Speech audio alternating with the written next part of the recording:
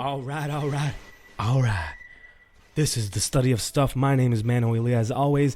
And if you would like, visit my website, manoelia.com, where you'll find information on this podcast, on my music, and a donate button. If you choose to support the show, hit that donate button and drop some cryptocurrency or that old school fiat money. That's fine. We'll take it.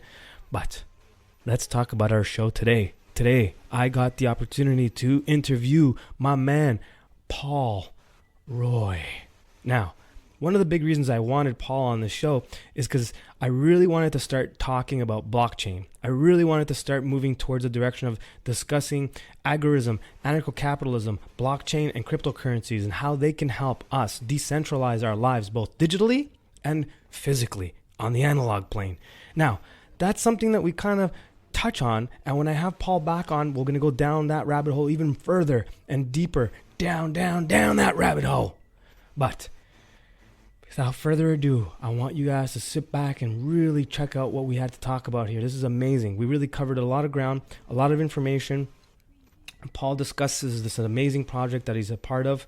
About it's decentralized technology, like an all-encompassed ecosystem.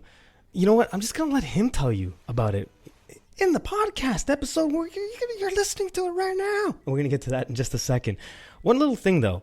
For some bizarre reason, at 26 minutes or so, Paul's video feed dropped off. So I have a little bit of a surprise there. So if you're watching the video, you'll see that surprise. And if you're not, and you're just listening to the audio, you might want to check out the video just to see what that surprise is. Paul's a doer, and that's something I love. I love solutions, and that's one thing that we discuss. Because it's oftentimes, especially in a world like the one that we live in now, you get caught up in like complaining or discussing this issue or that issue, and look at this crazy freaking tyranny over here, look at this tyranny over there, and we forget to do something about it, and we forget that we can do something about it. And that's the big message I want everyone to get out of this episode is like, man, there's some shit we can do, and Paul's a doer. That's something I really love about this man. Now, I also want you to really support this guy. So Paul, one of the things he does is he offers one-on-one crypto consulting for beginners and intermediates. So you can contact him by his email address, which I'm going to include in the show notes. So make sure you go check that shit out, as well as I'm going to include some of his links pertaining to a group, his Telegram group, as well as the project that he's going to discuss in just a second. All right, my friends, that's enough from me. Please sit back, listen to this amazing episode with the wonderful Paul Roy, and I can't wait to have him back on the show. All right, this is the study of stuff, and we are live. I have a really special guest today. Well, don't I always? I always do. And it's actually pretty synchronistic, and I'll explain why in a second. I got Paul with me here, Paul Roy. Super easy name to remember. Okay, so I wanted to try something a little bit different for this episode. I wanted to eventually start talking about crypto, blockchain, and how that can help free our asses, and the blockchain can help enslave us or free us. And one of the big reasons why I wanted Paul on this show is actually because he's a doer. And a lot of people out there, they get caught up in the whole conspiracy thing, and they're like, which, I love that stuff too. And it's kind of important to kind of know, so more so you kind of know where you're on the map. But just sitting around talking about these things and complaining without any solutions or any action is kind of the opposite of what you should be doing. You're kind of falling into a trap. You know what I mean? You're falling into the trap of the elite, and Paul is not one of those individuals. One of the big reasons I wanted him on is he's a doer.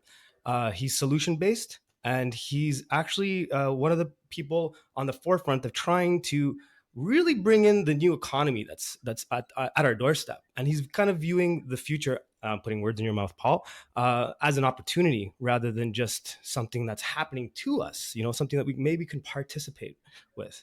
So towards the end of the interview, we're going to hear a little bit about what Paul is working on. And but before we do that, as you all know, I really, really like to get to know people. And people that I interview, their journey is really important to me because I think back to mine, and as if you heard some of my story previous episodes, I think it's important to kind of understand how you end up in this situation after a couple of years of conspiracy theory, spirituality, trying to find what is freedom, what is that, what does it mean, and kind of finding ways to incorporate it into your life. So I'm going to be having Paul back pretty often, I think. Let's get to know Paul. So, Paul, how did I meet you? I met Paul at Paul Selig's seminar. So, coincidentally enough, and this is the synchronicity I was referring to, we just had Paul Selig on. So, I met Paul at Paul Selig's what was I saying? his uh his seminar, sorry. And anyways, right away he caught my attention. Why? He was extremely knowledgeable, and I'm a little picky when it comes to who I would say that about. And Paul really uh, he piqued my curiosity on a lot of subjects, and he was very informative, very knowledgeable. So a couple months back, I reached out. I'm like, hey man, what are you up to? What's going on in life? And he's like, I'm in Mexico. I'm on my way to Mexico. I'm selling shit and going to Mexico. So that's how I know Paul and why I want him on the show. So, Paul, can you say a little bit about yourself before we get into your journey? Well, thanks for that intro, first of all. Looking back on my journey now, I have to say the theme would be truth. You know, I've always been interested in alternative things, alternative ideas. And, I didn't know it at the time, obviously being younger, but having time to reflect on everything and why I did certain things and why my interests are certain ways, I realized that, they may be varied in interest, but when you look at it in the big picture, it's like, I realized that subconsciously, I feel that the world, and a lot of people have this realization as well, is like backwards. It's like everything that we've been taught. If I look back on it, if I were to do the opposite of everything that everybody taught me to do originally, or what culture, or what family, or what friends were doing, it's like you could have a pretty powerful life, Yeah, right? And that's been part of my journey. I think, and I obviously couldn't see it, the forest for the trees going through all this stuff. But now that I look back, it's like, yeah, that's what I was really trying to do. I was trying to, yeah, I guess, subconsciously pull back the veil on all these things, that are supposedly true and are supposedly the right ways. But when you look into almost everything in our world that our culture has told us, it's almost the exact opposite sometimes, most of yeah, the time, so I found great passion in following my passion and investigating things that just kind of I was seemed to be drawn to, or just I would look into things and I would just be like, yeah, this resonates with me. I didn't even know what that meant at the time, yeah, but I yeah, just you know what I mean. Like when you're younger, you don't have that sort of like awareness of that stuff, but when you get older, you can look back and be like, oh yeah, okay. There was like a magnetic force that was really driving yeah, me. It wasn't just like happenstance, that you go and get into certain topics that you do, or you have certain interests that you do. So a strength that people have told me that I've had is that I'll research something, it might be hidden or obscure, but if I find utility in it, or I find truth, or whatever you want to call it, I'll go to great lengths to understand it and to maybe experiment with it, or push things to their limits. And I think that's kind of been the theme of my life so far. And I don't see that really changing. And in fact, now that I have this realization that I think that's what I'm here to do, or yeah, that's what I'm passionate about, I can even put more energy towards that because I'm confident in that now. So that's the kind of place. And so it's led me to some cool things. Like, you know, there's a point not long ago, like 4 or 5 years ago, I get years confused, but where I had like a real health issue, and it was a really humbling experience on one level because I'd always been interested in health and wellness, right? yeah. I'd experimented with all kinds of different things, biohacking, and got into like bulletproof, and I was a vegetarian for a while. I was just kind of passionate about just finding out like what is it, like what I wasn't really raised in that sort of scenario where that was a big priority, but I was like, Me too. let's figure this out, right? And it was a humbling experience when I actually did get sick because I thought I was doing all these things, like right, you know what I mean? I thought I was kind of invincible, and it turns out like, the things even we've been taught, even in alternative ways for health, they're not always, 100% complete. We get a lot of half truths, sometimes just as Yes, many half truths as we do with the traditional way, because there's, people got to pay the bills. And unfortunately, there's a lot of products, there's a lot of pill pushers on the allopathic side and even on the naturopathic side. very true. And it's about really like finding what are the truths. You strip away all that flash, all that marketing and stuff like that. What are the really truths? What are the things that make us human? Or even above that, what are the things that connect us to our higher selves? So there's even like you have to consider the metaphysical and the physical, and I argue that they're one and the same thing, Yep. right? Some people like Yep. to break them down as different things, but they're really one and the same thing. So I think through all the crazy stuff I tried to go through to get myself better, the most powerful things that I did on either of those two sides, the metaphysical and the physical side, was to learn on the physical side what makes us human. What Yep. are we missing as humans in the natural world, and what are the new things that have been introduced to our environments that are kind of getting in our way, right? And learning to add those and subtract those, and really what really makes us human. What are the things we're missing in the modern world? And also then on the metaphysical and like psychological side, what are those things that we're missing? What are the things that we've been taught to believe that are just illusions, right? How can we really connect back to the primary things that when we were kids, before we got all the programming, before we got all the indoctrination? What were we like then? And then even to go beyond Yep. that, what were we like before we were born? Is that something, and along that Let's journey, pause. like I do we pause?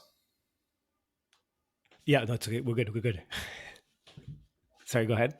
You know, and along that journey, I went from extremes. Like I explored the philosophy even of like atheism. What's it like to lose Yep. all kind of connection to the realization of source? What's it like to get it Yep. back? Yep. What's that feel like? And in that whole kind of spectrum, that's kind of how you have to learn. I think you have to test the boundaries sometimes to find where the middle is, right? Yes. and Yeah. and through I that fully agree. process, ultimately I came to the realization that we have everything we need, right? We already have everything we Hmm. need. It's just we have indoctrination, we have culture, we have all these influences that have taken us away from those things in the physical realm, which I talked about, what makes us human. Yep. And then on the metaphysical side, we have everything inside us psychologically and spiritually that we ever need. There's no outside force, really. Those are only Yep. things that can help us through the door or shut the door on us, Yep. right? And I always, the one thing that I liked, I can't remember who said it, but they like to call themselves an upstreamist, not an Hmm. extremist. So Hmm. what does Hmm. that mean? Like when you look at a problem, you want to solve it from upstream, because then Yep. everything else just kind of solves itself, right? All the other tributaries doesn't matter. You fix the source, everything flows down that. So when we get into things like health or spirituality, how can we always be looking to get to the primary source, the primary tributary, or however you want to call it, and then be there when we're doing our work, because then everything just kind of falls into place afterwards, right? Absolutely. It's like taking a higher plane, seeing from a higher plane. You can have a further distance down the road to kind of put it all together. And I really like how you put Yeah. that, even putting emphasis on the physical, mental, and spiritual as one. I think that's something that oftentimes we kind of forget that, and we kind of get stuck in traps. We try to separate those three and kind of view them independently, like the physical realm, the mental realm, and the spiritual realm. And I find that's oftentimes where New Age deception kind of creeps in on that angle. So I really like that you kind of put an emphasis on that, because that's exactly the kind of stuff, the kind of philosophies I like to practice myself, and everyone that's been on the show. So it's great. It's great. Great intro. But so going back to your journey, so you mentioned the health situation. So in that humbling experience, and trying to connect higher to the higher self, as you put it, how did that help you in terms of finding a way to treat yourself or finding ways of treatment? Well, I mean, not to never downplay the physical stuff that I did, because that's important too. But ultimately, all that physical stuff that you do can just happen much easier and quicker and effortlessly when you get the other side, right? Because that's coming from a higher level, at least in Yep. my opinion.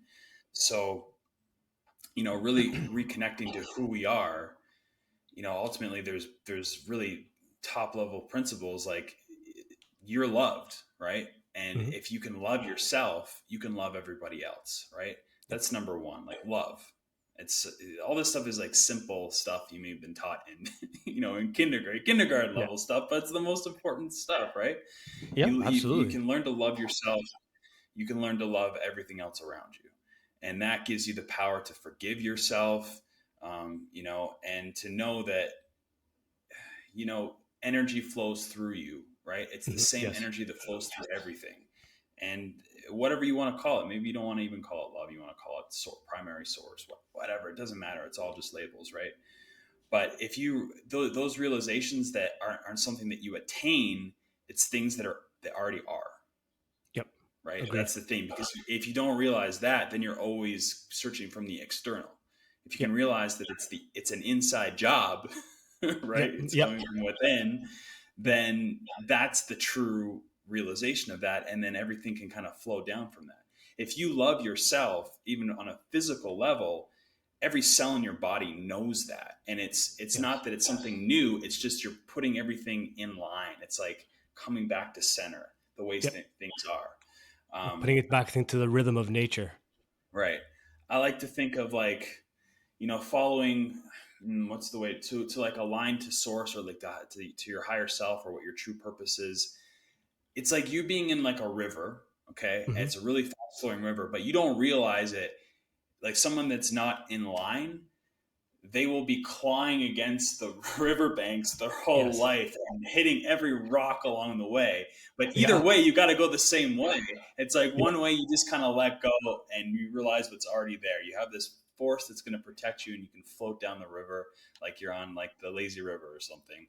And then there's those that don't quite realize what's already there, and they unfortunately are learning their lessons bumping and scraping. And we all do, obviously, right? Nobody's perfect, but and we're meant to learn our lessons, in a combination of both ways, I think.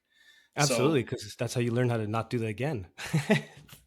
right, exactly. And like, that's just like the body, when something's not, you have a symptom, let's call it, it's just a signal telling you there's something wrong. Maybe it's in Yeah. your environment, or you're not paying attention to, maybe something that happened in your past trauma, or just, stuck emotions or whatever. It's all just a signal. Yep. In allopathic medicine, we've really pathologized the healing process, right? If they Yeah. could, they would, you'd get like a scab on your knee, and they would call it, well, it looks like it's a clinical, diagnosis of a disease right there. It's morphing shape, and it's turning different colors, and it's oozing and it's pussing. It must be the body attacking itself, right? No, it's the healing process, Yeah. right? Like a fever. And Like a so, fever. right, yeah, you know what I mean. Like, I don't think the body's way wiser than science will ever be. Science is always trying to catch up Absolutely. to it, right? It's always Absolutely. a model trying to map out what's happening, and that's good. Like, science in its true form is good, as long as you realize that's what it is. Yep. There's a saying, I think is Korbinski. I'll butcher his name, but he has the idea: don't mistake the map for the territory, Oh right? And yeah. that's Yeah. what Yeah. Yeah. science is kind of doing lately, right? We Absolutely. can't confuse, what science thinks the body is doing and what it actually is doing. Sometimes It, it's it's not always the same thing. it's funny that you mentioned that because this morning I was listening to Rudolf Steiner describing disease, Mm. and actually, it's as if it's as if you were in the bathroom with me this morning and listening to the same lecture, because exactly what you just said. It was funny because he was describing epigenetics way before there was anything remotely close to us knowing about epigenetics, and so it's Yeah. yeah, well put, That's the pal. Well thing with put. knowledge. We're rediscovering things, right? We Yes. think we're so Yeah. smart, but Yeah. constantly we're just rediscovering things, and, planting our flag and being like, yes, I'm a man of the 22nd century and I know everything, which is, it's not true. As Nope. like, knowledge has been suppressed. We've Yep. had many more civilizations than we know of. And even on the Yep. metaphysical level, right, where I was talking about self-realization, it's not about attaining that, it's about realizing what's already there, what's already available. That is the Yep. most powerful thing, in my opinion. Well put. No, I fully agree with that, because it's even the example you gave with going down the river and try to hold on to the side of the jagged rocks and not going with the flow. It brought to mind an example I use, which is the seed. You plant the seed, then you put a fence over the seed. the seed doesn't stop growing. It doesn't move the fence out of the way. It goes around and through, and it keeps growing. And then you find a tree growing within a fence. So it's kind of like nature will always find its way to move forward one way or another. It's going to go through and around obstacles, kind of like a parkour runner or something like that. You know, like All right, sure. you just don't stop. You just keep Sure. going flow, which is like Yeah. what I think a lot of us that want that freedom now need to do. And I think that's kind of what you did do. So when I contacted you 8 months ago, and I'm like, so Paul, what's going on? How's life? And you're like, well, I'm selling everything. I'm going to Mexico. You know what I mean? It's kind of like going with the flow. You're like, okay, there's some shit coming down. Let's keep going with the flow. So how did you Yeah. end up in Mexico, man? Absolutely. So, um, you know, I've had a relationship with Mexico before. Just like a lot of Canadians, snowbird down, or it's a great place to vacation. And I actually went down there the first time again for health reasons. Yeah. I went to a specific part of Mexico called the Yucatan Peninsula, Yeah. and the person that I was kind of studying under at the time, he had this place very like it was a venerated place for him in terms of the environment that and how it could affect someone's healing process. Um, and I'm a big sun worshiper, Hmm. so there's no doubt that the sun makes you feel good. And when you're in the depths of winter in Canada, I mean, it's great to go down and just get some sun. So that's always going for you, and most people realize that. But an interesting theory that this doctor had, Dr. Jack Cruz, that in the Gulf of Mexico, supposedly, if you believe the theories of the asteroid that killed the Hmm. dinosaurs, it actually carved out um, miles deep into the Earth, right? And this released a magnetic anomaly, the Earth's magnetic field, very powerfully in that area. And the theory is that that's why the Gulf sea life is so much greater than, say, the Caribbean, where it's not like that. You don't get these gigantic oysters and this abundance of sea life, and it's almost like an anomaly there. And Yep. so this that area of the Yucatan Peninsula is actually at the crater site of where the epicenter was. Hmm. And the cool thing is that it also the asteroid strike carved out this underground tunnel system underneath the jungle of fresh water that's magnetized and then also has charged particles in it from all the mineral content from all the different layers of rock that are deposited there. So you have these like little pools that pop up in the middle of the jungle. They're called cenotes, Yep. and probably anybody that's been to the Yucatan is probably familiar with that. And so the combination of like really strong sun and high magnetic field and then the minerals and actually cold water as well makes for a powerful punch. Yep. I remember taking people that were my buddy was hungover. I was like, just come, man, just come. And I got him to stay in there for a long time in cold water where he was like shivering almost. And he got out. He's like, man, I feel like $1,000,000. I'm like, man, this is for real. Like, It is. so that was my first experience in Mexico, is going down there for kind of exploring those kind of theories. And Hold on, before obviously you the go work on, for me. did you go to Chichen Itza? I didn't. I Oh, went to every. No, I tried several times, and the universe has blocked me every time for some reason. Like okay. We I we got to tried. go together. Yeah, no, absolutely. We need to go in at the. I think it's April when the Yep. serpent climbs the stairs. I tried The, to go to that twice, and one because of the pandemic stopped me. The most recent yeah. time, but we could talk about that. But yeah, no, I went to Koba, which is the other big Yep. pyramid where you can actually climb it, Yep. and the cenotes underneath that. And I actually had the weirdest experience there going to a cenote where we're walking through the jungle, and it's like I hear like a lawnmower. I was like, what is that? Like, how's there a lawnmower in the jungle? What's this like weird vibrating? And I get closer, I'm like, that's not a lawnmower. That's a didgeridoo. Oh, get And out of here.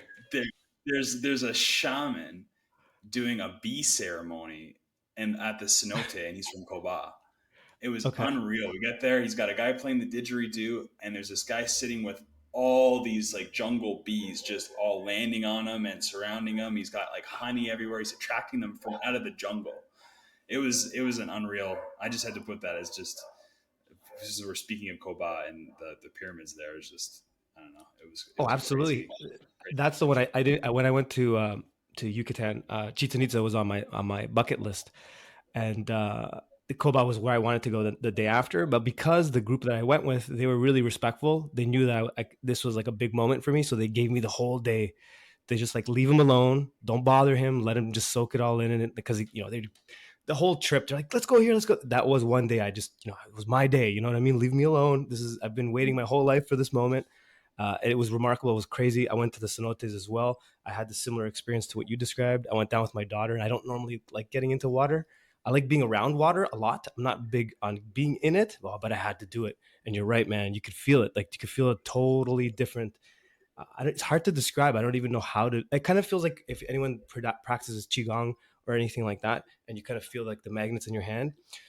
It felt like that was kind of almost emitted from the water. I don't know how to describe it. And I had bought some obsidian, so I brought it with me, and I dunk it in to the water. And I had a second piece that I didn't. I left it in my bag. And I swear to this day, there's. I don't want to get to the woo stuff, but there is definitely there is something different about the piece of obsidian I took with me into the cenote.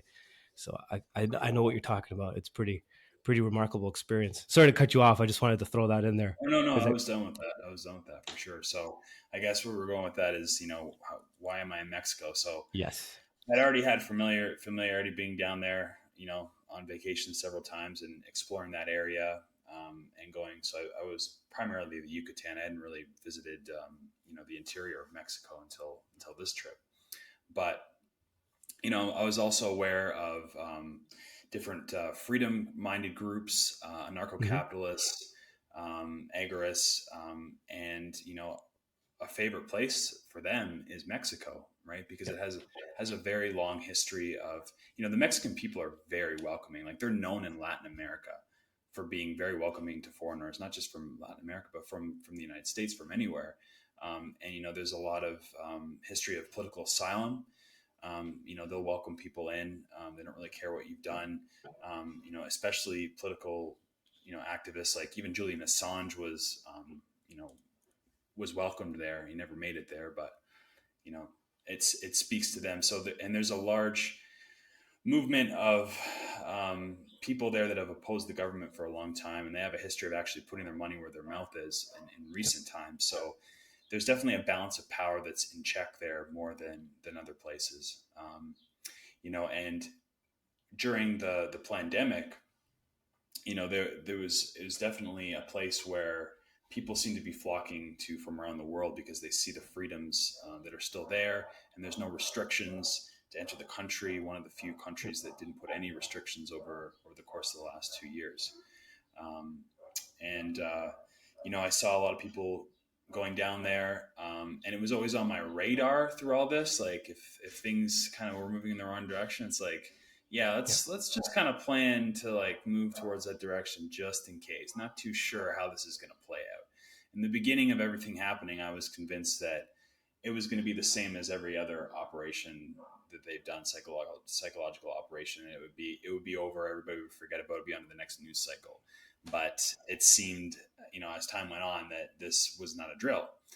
yep, And last winter, um, there was just a realization that I had. I said to my girlfriend at the time, like, okay, this is it. Like, I think this is the time. Like, we should be like, we should go, right? yep, And she was even wiser than me because she had these ideas even farther before. I guess I was the one kind of hanging on maybe and being like, oh, let's just see how this plays out a little bit longer. But I came to my point one night, driving home, looking at some rentals, and I was like, you know what? The universe is putting some obstacles up against us. I think it's time, we seriously started thinking about just packing up and going.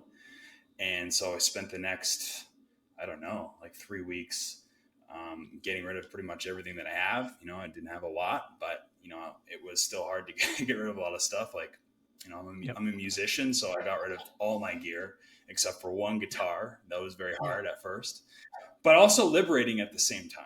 You know what I mean? Because at first you're like, oh, I don't want to do this, but once you get the momentum going, it's like, oh, this feels good. I was yep, even meeting like all kinds of cool people. Just in Canada, we have like a buy and sell private website called Kijiji. I don't know why it's called that. Maybe you do. But, I I was don't. just putting stuff up for sale left and right. And I was meeting all these cool people. I'm like, I'm happy giving this to you. Like, I just like, this is awesome. I just felt like cool energy between all the people that I was giving my gear away to. So I don't know if that's synchronous or not, or just my perspective, but that was cool. But, it was a stressful event. And, saying goodbye to everybody and not really knowing if I'm going to come back or what the future holds, and just kind of, Yep. releasing to the unknown, and just, sometimes it seems like every time that you do that, and you have the courage to do that, things are provided for you. Even if Yep. things are hard, you're going to learn lessons from it and grow from it. So we got through that process, and I flew out to Mexico City, and then met up with my girlfriend at the time in Baja, and then we, began a journey down the peninsula and then into the interior of Mexico, and to where I am now in central Mexico in the mountains. So I got to experience, the real Mexico, not just the beach where Yep. most, Canadians and Americans, go on vacations. Like, you get to see like the real culture and like the real Mexico. It's not just beach. Believe it or Yep. not, they have like a very, wide spectrum of landscape and terrain and beauty, other than, the ocean, as much as I do love the ocean. So I've been connecting with, freedom-minded groups on platforms. It seems like because of the censorship on social media, everybody's flocking to platforms like Telegram and other alternatives to kind of to connect and, begin the mass exodus. It seems as this gets worse and worse. I'm just seeing, especially Canadians now, just the groups have grown from like, a few hundred people to like thousands of people in these groups just Yeah. leaving en masse. We're And pretty fucked. they're just kind of seeing what's coming down the line, and making a jumping ship. And there's a lot of like parallels to, in our recent history, to, places where people were in very, very westernized, modern countries, and within a very short amount of time, things devolved pretty quickly. And there was, just like there is now, people that kind of see the writing on the wall, and people Mhm. that it was just invisible to. And they, we know how history went, right? We have these people that, came to the West, what we now call the West, and made lives for themselves. And if they're still alive today, they're faced with some of the very same realities that they were before they left. Absolutely. Like I know a few So people that left communist countries, and they're like, I left for this reason. yeah, yeah, Sorry, I didn't mean and to interrupt you there. oh no, no, no, please. Um, it's an interesting thing. It's like looking at the history and then looking at what's happening now. It's almost the equivalent. I'm just having the thought now. It's like when you're in those situations on like the personal level, when you're going through something, you can't see the forest for the trees. And this is on like the macro level. Or, oh yeah, we learned this, in history or whatever. And now we're seeing it play out, and nobody realizes that, or most people don't Yeah. realize that it's actually playing out exactly like it was taught to them. It's Yeah, no, invisible to them. absolutely. It's scary. It's scary, like the mass psychosis that's happening, the complete psyops of creating this hypnagogic state that everyone's kind of in. It's pretty trippy. And yeah, you're right. Yeah. Like not being able to see the patterns is kind of trippy. But being in Mexico, you brought up a couple of terms I really like: agorism, anarcho-capitalism, and all of those individuals. They do flock to Mexico, and there is definitely a culture that supports people that have that kind of mindset. Now, are you running into a few of these individuals, or are you still kind of like just figuring your location out in terms of Yeah, I am Mexico? figuring my location out, and a lot of those same places, those people have settled down, and that's who I'm trying to connect with the most, Hmm. as I travel from place to place. So, everywhere I go, I try and reach out to people, and there's some good conferences coming up down here to kind of bring everybody together. I missed the two of them last or earlier this year because of the move. It was just right around that time. So there's the Greater Reset Conference. Yeah. It's happening in a city called Morelia this year, and of course, Anarchopolco, happening in Acapulco, right? Yeah. And so those are two big hubs for those two communities, to meet up and to network in person. So the Freedom Cell group is a decentralized community started by Derek Bros. Maybe people have Yep. heard of him, and essentially it allows small groups of people to come together and form communities and form hubs that kind of support each other. So you have a hub here, and you may have people that have certain skills in one hub, and you can kind of trade it with another hub, and you know it's a decentralized community, meaning that the power is not, for instance, in like a nation state, the power is centralized to the government. Here, because we're in small groups, everybody is an equal in decision making. And although they have different skills to share, and they may, have more power, not power, but like, they'll have more utility if we trust the guy that knows how to build the house today. Of And course. then we're going to have more utility trusting the guy, the dentist over here that knows how to, clean your teeth the next day. Right. So um, I guess it's based on Dunbar's number as well. Yep. Once we get to a certain number, over a number of people, like things start to break down in terms of relationships, in terms of the way the disputes are handled. And the farther we go up, we get into centralized governments, and unfortunately, even further we get to things like a communist system or something like that. That a communist dictatorship. Communism doesn't work too well above a certain number. That's the problem. Like Of the course. Yeah. ideals, just in my opinion, on a small level, when you're in like a tribe, when you're in a small group, those things can flourish. And I think we should probably be more leaning to that way in terms of small groups. Those things tend to work out. But when we get into these big groups, these nation states, these counties with this centralized power, there's an element of greed or vice that seems to take hold for whatever reason above these certain numbers. Absolutely, and there's a disconnect too, because like someone's needs in the middle of the middle of Canada are not the same as the needs of someone in BC, for example, and having those little small tribes, as you're putting, like those little nodes.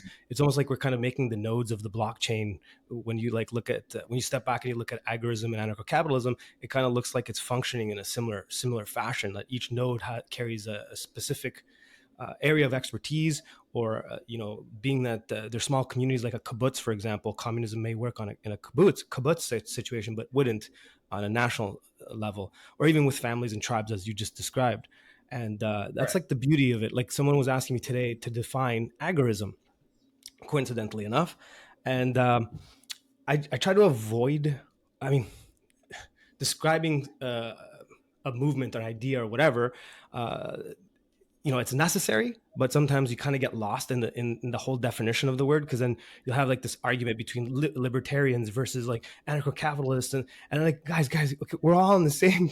We all agree that we need them out of our pockets. We don't need a third party, and there's a different way of us getting there. We're kind of all saying the same thing, you know what I mean, in very different ways. The one reason I kind of gravitate a little bit more towards the agoristic mindset is because of the counter economics of it, and like creating systems where we can help each other. And if it doesn't work for you, well, you don't have to participate, and if you and I want to make a deal together, well, why should some third party regulating body kind of get in there? You know what I mean? Like the whole concept and Yeah. idea of Bitcoin.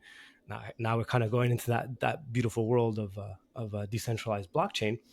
But I think it was a good equalizer, or like the beginnings of an idea to create equalization. So the way I kind of tried to explain it to this individual was kind of like that. But then he started asking about blockchain, and I was like, well, easiest way I could describe it is kind of like, do you remember BitTorrent? And he's like, yeah, I remember BitTorrent.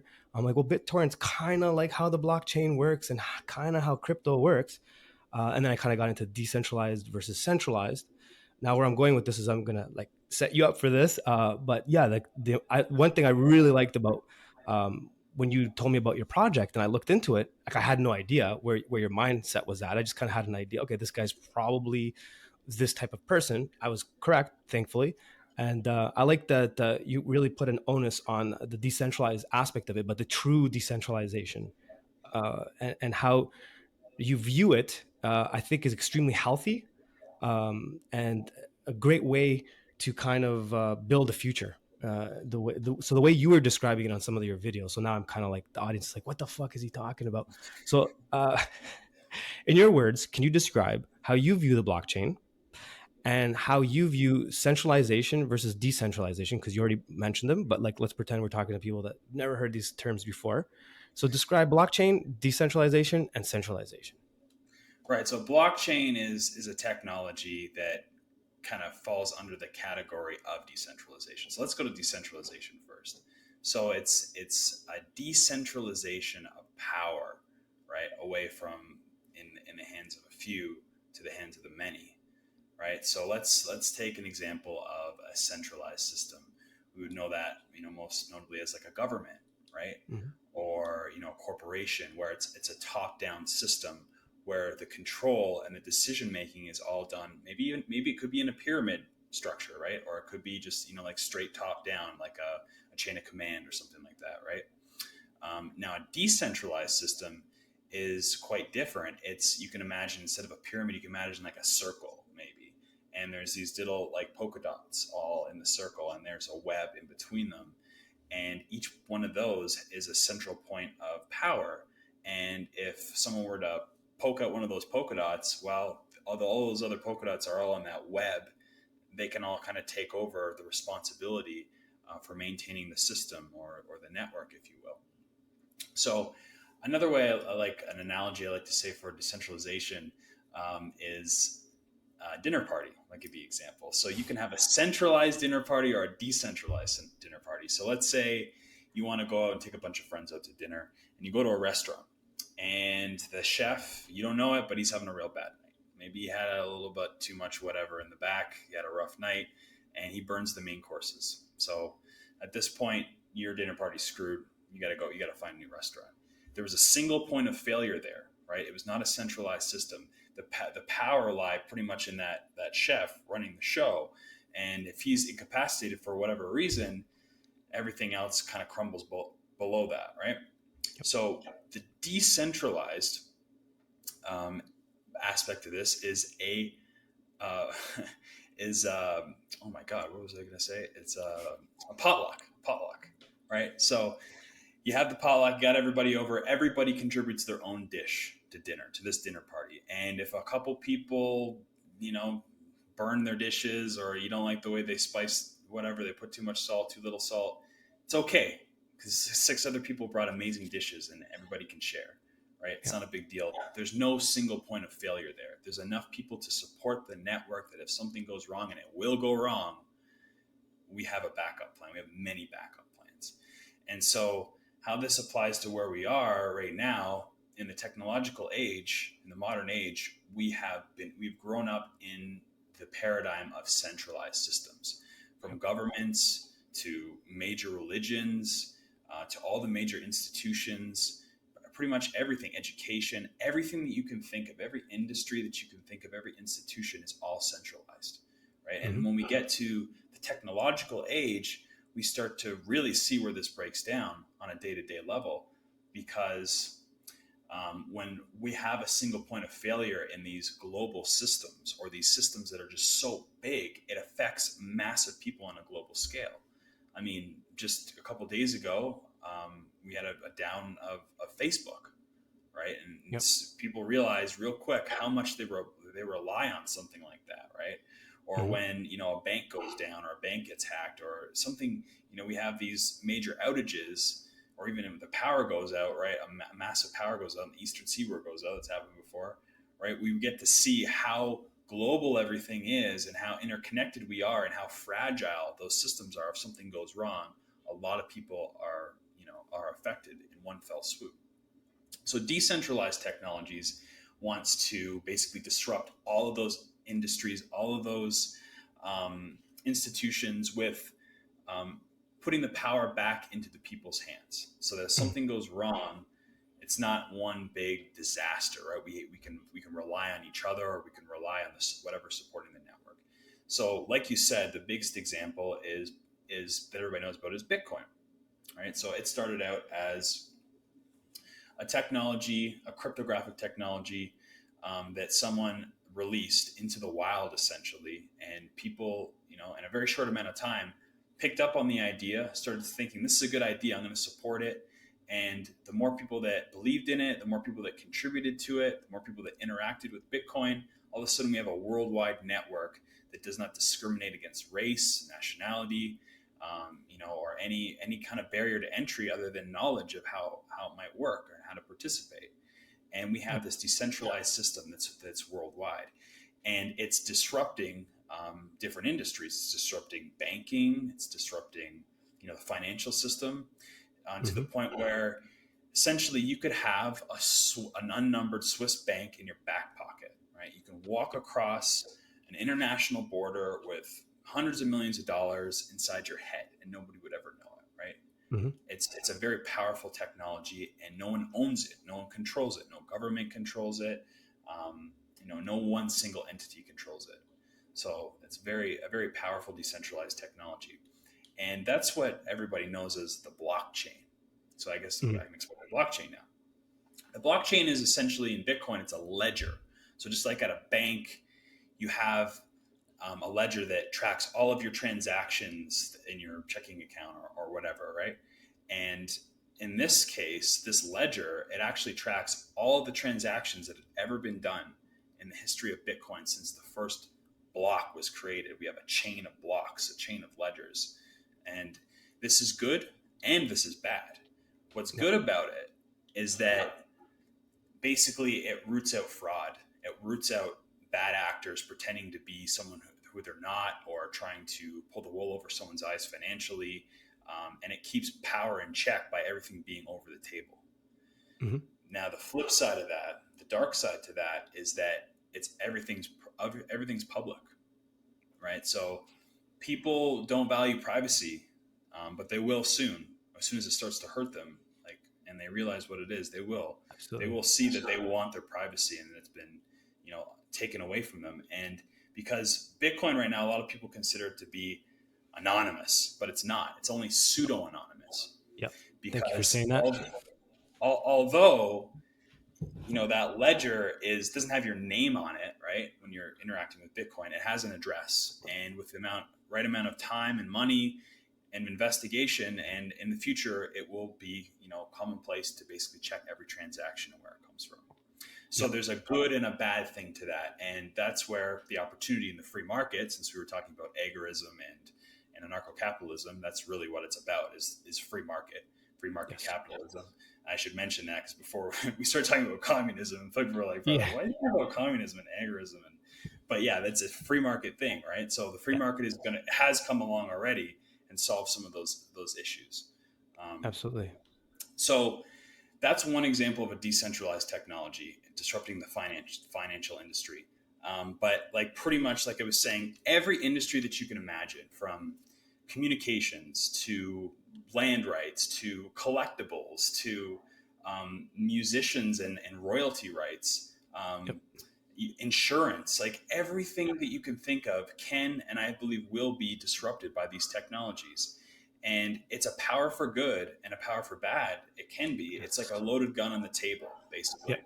I agree. Who's wielding the power, right? Do we want the centralized systems to get a hold of this technology and use it against us in some dystopian nightmare? Because that's what's on the table right now. It is. And the other side of it is that we have these technologies that can be used for good and are being used for good. And we need to support those ones. And like you were speaking about earlier, where you can get into conspiracy stuff and you can get really analysis by paralysis, or you can get really, what's the word? Not positive, the opposite of positive. You can be very negative, I guess negative, but I was trying to say it a different way. You can just be negative about something and then pessimistic. Basically you're just pessimistic. That's exactly a contrarian. Yeah. Cause that's what a lot of people would think about someone that's a conspiracy theorist. And there are those types, but then there's others that are looking for solutions. Yeah. And so I believe we need to be looking for solutions and utilize these things, because we don't want to leave that loaded gun to be picked up and used against us by the centralized powers, the powers that want to be. And yes. Sorry to interrupt you there. Sure. I just wanted to jump in there for a second because what you're saying is extremely powerful. And the reason why I wanted to start having episodes like this is because with centralization, the blockchain, you can enslave. Like it's right now. It feels like we're at a point where neither side has really taken control of the blockchain, and that both sides, and the sides I'm referring to as the anarcho-capitalist agorists versus the people that want the CBDCs and centralized, great reset kind of way of cataloging everything and having a ledger of all things physical in the digital realm, both are kind of on the table, like you're saying with the gun. And like the beauty of what you're doing and people like you is like you're actually taking this as an opportunity and seeing like, wait a minute, there's an opportunity here for people to fill that void, for those individuals that want their actual privacy, that want to be like, you know what, leave me alone. None of that shit's your business. My money's my money. I don't need your shit. Take the bank out of the equation. Take the tax out of the equation. Take that shit out of the equation and let me live the way I want to live. And that's why, like, a lot of these new blockchain platforms that are popping up, people are asking me, why are you on this thing called Odyssey and what is that all about? And I try to explain to them blockchain, blah, blah, blah. But the reality is that these new technologies that are coming forth, and what I want you to start talking soon about what you're working on, it's remarkable because it really shows guys like us that grew up in that whole idea of like, we're controlled, the new world order is taking advantage of everything. It actually shows you an opportunity to exit if you choose, because freedom requires effort. Freedom requires responsibility. And here in this example, you must take action. If you don't, you don't have a lot of time and you're done. You're screwed. And a lot of people, that's what they want. They want the mommy daddy thing. That's cool. What I say is like, let them have it. I don't want that shit. I want a choice. So a person like Paul, to the listeners, is giving you a choice. Individuals like this are building platforms and technologies to help you take your life back, like take your technology back. You know what I mean? As Derek Bros had a great episode about taking back your tech. Derek Bros, Conscious Resistance, badass website. Get on that shit. But like that entire community of individuals getting that information out, I think it's paramount. Sorry to jump in there. I just wanted to like hammer that home to the listeners, to the viewer that's kind of new to this whole thing. Like, I just want to buy my Bitcoin and forget about everything else. That's cool. That's cool. You walked into the market. That's great. But let's understand that ecosystem. Where did this idea come from? Why was it important? And why is it scaring the shit out of the banker? You know what I mean?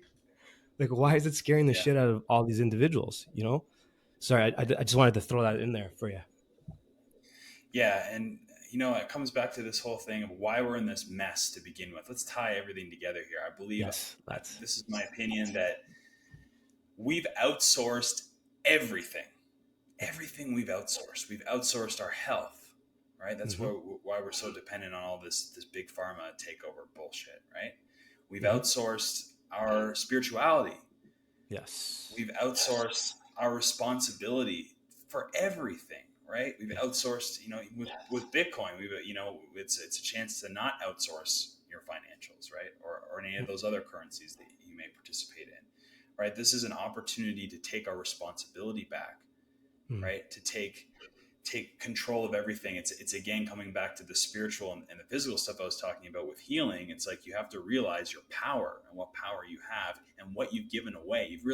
It's not that anybody's really taken anything away. You've given it away, yes, right? yes, And yes, I guess through education, what I'm trying to do, I guess, is just open the door for people to see what's possible and that they can take this responsibility back.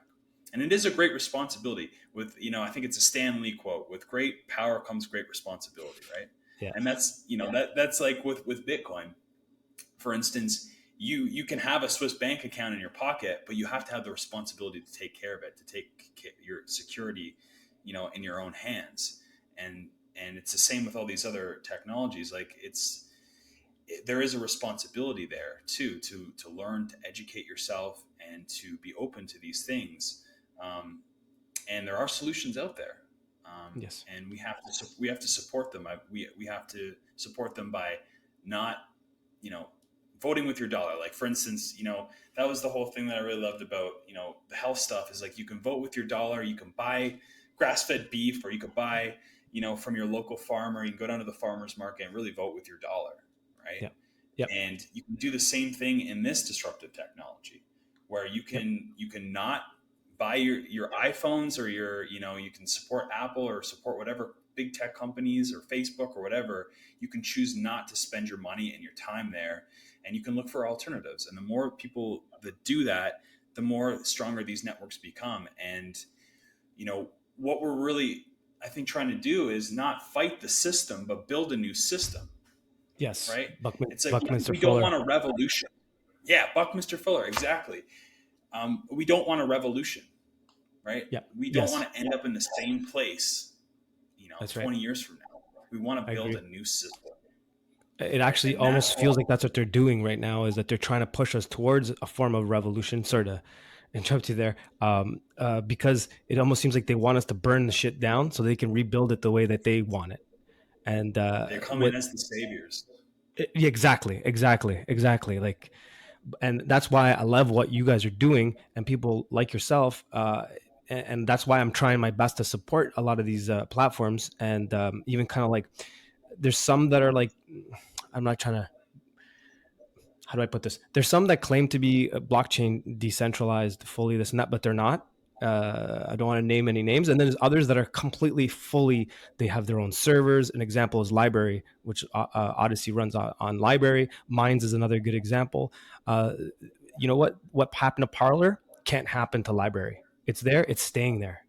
Your information is there forever.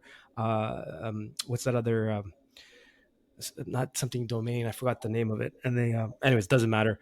But there's Yeah, unstoppable domain. that's it. That's it. That's it. Yeah, That's so it. I just got that myself. The other guy that works with me on the podcast and some other crypto stuff, we got ourselves an unstoppable domain, so we're going to be loading up everything there, and it's there forever, man. You can't touch that shit. Like, you can try to like demonetize me, whatever, that shit only works on YouTube. It doesn't work there, you know what I mean?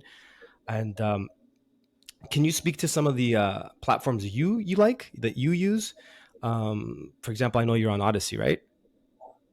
Yeah, yeah. We chose to use Odyssey and not, put our stuff up on YouTube or Facebook. Now I believe it is. I mean, we can be like real extremists here, but the reality is, for most people, they have to have a transition point. The transition from Yes, one thing to the other, and to like, very true. to go cold turkey on everything is, it's probably not going to be very useful. And we have to realize that, all these decentralized technologies are essentially built off of the centralized world, right? For all the times that we badmouth these centralized technologies, like, you can't, it's not all bad, right? Like, Yep. we did build open source technology, that, Google now owns, for instance, like Android.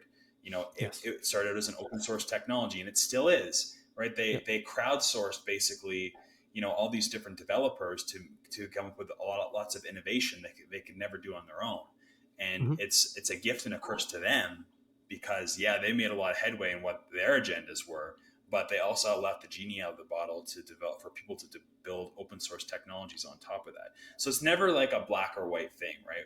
We Agreed. actually do have to pay homage to the wonderful people that did contribute to this technology. Even though it may be used for unsavory purposes now, we can still use that and kind of leverage that for good. Yep. So I guess my point is that, start to use these technologies, and don't think you have to like completely like overhaul everything tomorrow. Like, just start with something. Pick something that you want to use, a platform that you want to use, and see if there's an alternative to that, right? Hmm. So for me, I chose to go with Odyssey to post my videos. um, I'm trying to transition in terms of like Zoom. I'm trying to use Jitsi Meet now. It's not perfect, and sometimes I have to go back and use Zoom. But there are, it's only a matter of time before, you know, the company that I'm working with is also developing a Zoom alternative, and other people's are too. So, whatever it is, there's going to be an alternative, or there already is one. So I would Yep. suggest, think about it. Pick something and move towards that. I like to support privacy coins. That's a big one, right? Yeah, like Private Monero and currency, like Monero. Pirate Pirate Chain. Chain is the new kid on the block, Yeah. and even Darrow, which is Yeah. a private smart contract. Something, we don't want to get too in the weeds here, obviously, but I guess just, there's certain things. Decentralization really has the ability to disrupt, like I was saying, every industry. literally every Yes. industry. So as long as we don't get EMP'd or solar flared or something like that, I think it's just a matter of time before it all kind of converts over to decentralized technologies in some to some degree. And yeah, I um, agree. Even so your point to the continuing to use traditional social media and kind of wean your way off. yeah, That's what I'm currently doing. I'm still on Instagram and such, and I'm slowly kind of like trying to move my stuff away from there a little bit. But even like Spotify, for example, I uploaded my album to Spotify, but at the same time, I took advantage of Audius, which is an yeah, awesome platform. I fucking love Audius, and they just introduced NFTs to yeah, the whole ecosystem, and like it's exciting times. You know what I mean? Like it's really really exciting times, and yeah. you know It's what not you all made it. dark things. No, it's not. It's not No, all. It's not all dark. it's just the way that they paint the picture. It just seems like there's no other option. You got to do this thing, and and that's what I'm hoping. Like these episodes will work. Is like, oh, there are other options. We can do other things. Yeah. And the whole data thing, right? That's what we're all Yeah. concerned about with all these platforms is harvesting your data and kind of Yeah. using it against you. But what Yes. if you could own your own data? Hmm. Right? What if you could use encryption to gather your own data and do what you want with it? You could market it out to, cut out the middleman, cut out Google, cut out Facebook, and you could sell your data to directly to an advertiser. You can even do it anonymously, even. I mean, there's so many opportunities. And that's real power once you realize when you have private encryption keys and you can encrypt all the data, whether it's a picture, whether it's a piece of artwork that you've created, and you can have ownership of that and you control who gets to use that, who gets to see that. It can be very powerful. It turns this kind of system that's kind of taking from us, that's sucking our energy into something that's very empowering, and that humanity can benefit off of. Right? Again, it's that loaded gun on the table. Yeah, I like that analogy. It's a good way of putting it. That loaded gun. I like that. But going back to the whole data harvesting and how we're nudged. I know people kind of they'll watch like Social Dilemma or whatever, and they'll be like, "Oh yeah, I know all about how my data is working," but I don't think they fully. I mean, I don't fully understand myself, and I'm trying to constantly understand it. Right, like from the early days of behavioral psychology, from Edward Bernays all the way to Cass Silverstein, you constantly see this nudging. You know what I mean? Like we even have terms for it now. At one point, it was just called, propaganda. Now it's called, we're finding better psychological ways of implementing this deep hypnosis on individuals and nudging them. Like the best example, like I read a bit of nudge. Cass Silverstein gives an example of like you go to a restaurant and you sit down and the waiter walks up to you and says, "You want white wine or red wine? Like what are we having? White wine or red wine?" And right away, like even me, I said red, red. But then I'm like, wait a minute, you didn't ask me if I wanted the wine. You know what I mean? That little it's like that's nudging, it's that Yeah. basic. And if you look at our world that we live in, uh and to your point about centralization, everything's in twos. We have two choices, you know what I mean? You have the Pepsis and and now I'm going to the whole election situation, all that. We're always given two choices, like even with the vaccine, you either take it or you don't. And I'm like, wait a minute, there's a third choice, you opt out. And then people Mm-hmm. look at you like, that's not a choice. I'm like, why isn't it a choice? It completely is a choice. It's the only choice that actually tells everyone to go fuck themselves. Do you know what I mean?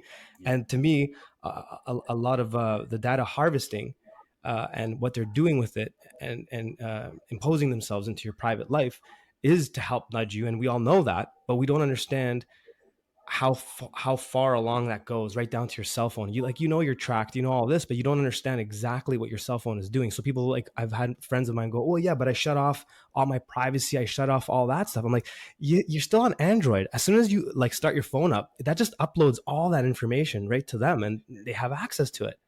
So like I recently bought a de-googled phone, I think 3 or 4 weeks ago. I wanted to try it out. I got it.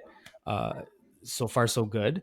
And then I guess I want you to tell us a little bit about what you're doing because it kind of fits in with the whole de-Googled phone idea. Sure. And yeah, so can you tell us a little bit about that? I know like we're just going to give an introduction to the audience and then Sure. we'll have you back on to go into more detail because as I kind of started looking at what you're going to tell us about, like, it's really big. It's really, really big and exciting. Yeah, absolutely. Yeah, it's way more than just a phone. So we can Yeah. at least start with that, anyways. And I love that you got a de-Googled phone. Everybody that starts using these technologies, I don't care what company it's from, we're part of the solution, right? Yeah. There should be no tribalism behind anything, right? There's room for all multiple solutions, and we should have. Yes. The company that I researched and got involved with, um, I definitely looked at the landscape of de-Googled phones, and I went with the Clear company, which makes the Clearphone, because yes, they do have a privacy-based phone, but they connect it with a decentralized ecosystem, right? That's going to offer all of the different things that big tech offers now, but it's not, stealing from you. It's not surveilling you. It's actually giving you the utility that you all enjoy, and you think that that's all that it is. And that's all that it is with the Clear companies, right? There's no hidden agendas there. There's no data harvesting going on. It's putting the power back into, for lack of a better term, the user's hands. I don't like that word, user, but it's just like it reminds me of, like, on like a forum on the internet, Yeah. and it always asks you to submit. I don't want to submit every That's true. time, That's right? true. That's a Oh, good, it yeah, bugs yeah, me every time. So I got to come up with a better term. But anyways, so I researched the Clearphone quite extensively, and the deeper that I got into it, is just like all the right flags were popping up for me, and then I got to meet some of the people behind the project, the founder, and talk to some of the engineers, and they're just freedom loving people like all of yeah. us, and they're bringing freedom loving people together, and they have a phone that operates outside of the Google ecosystem, so it Hmm. does not require a Google login to operate.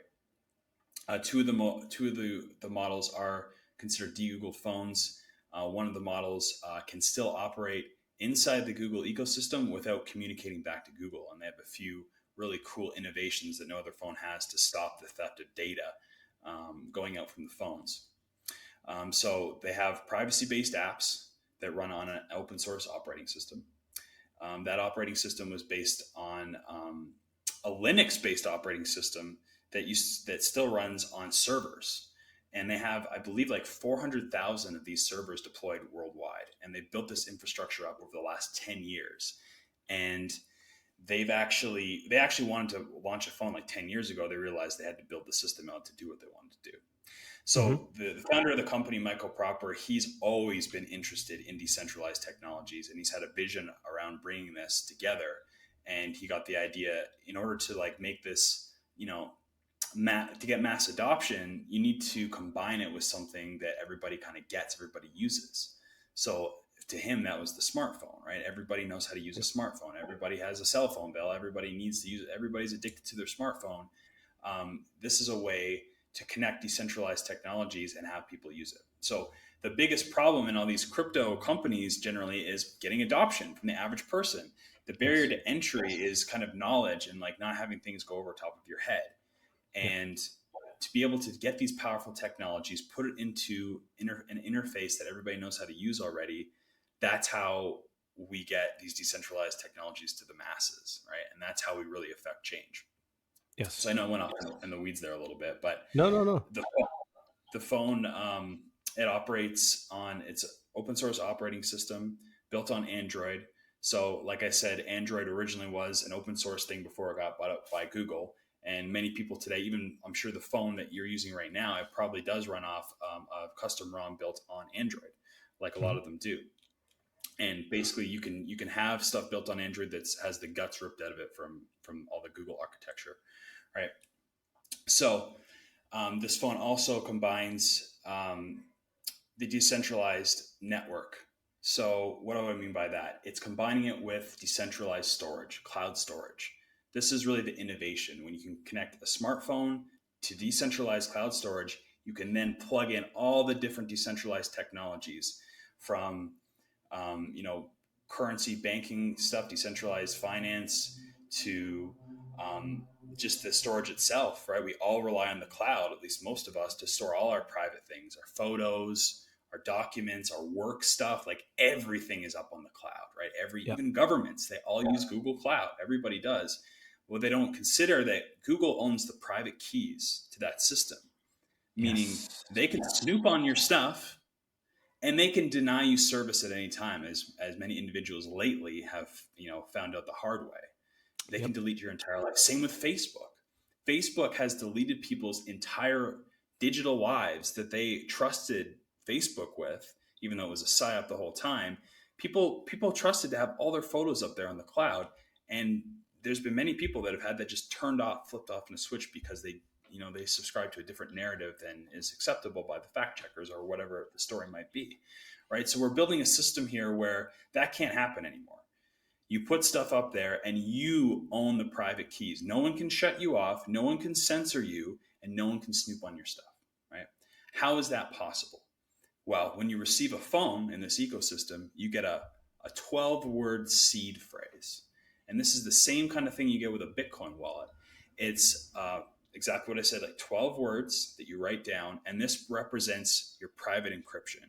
Private encryption meaning there's a really long string of numbers and letters, very unique to you in the universe. Like the chances of you guessing this number or these characters is like equivalent to you, imagining all the atoms that make up the Earth and just going in and plucking one of those atoms out and coming up with this cryptography. That's what secures Bitcoin, and this is what secures this network as well. This cryptography, and so you get these 12 words that represent that really long number that's unique to you. And this is what unlocks this entire ecosystem going forward. So from the most basic thing, let's say you lose your phone, you drop your phone in the ocean while you're in Mexico, God forbid, and you get a new phone shipped out, and you can plug in your 12 words that you wrote down on a piece of paper and stored correctly. And you can rebuild all your contacts. You can rebuild the stuff that's on the cloud, your pictures. You can rebuild all your passwords, your password manager. Basically everything is going to link into this private key, right? And it's an anonymous key. It's not built on a blockchain like Bitcoin, where everything is everybody's private keys. You can go on the internet and look up everybody's wallet.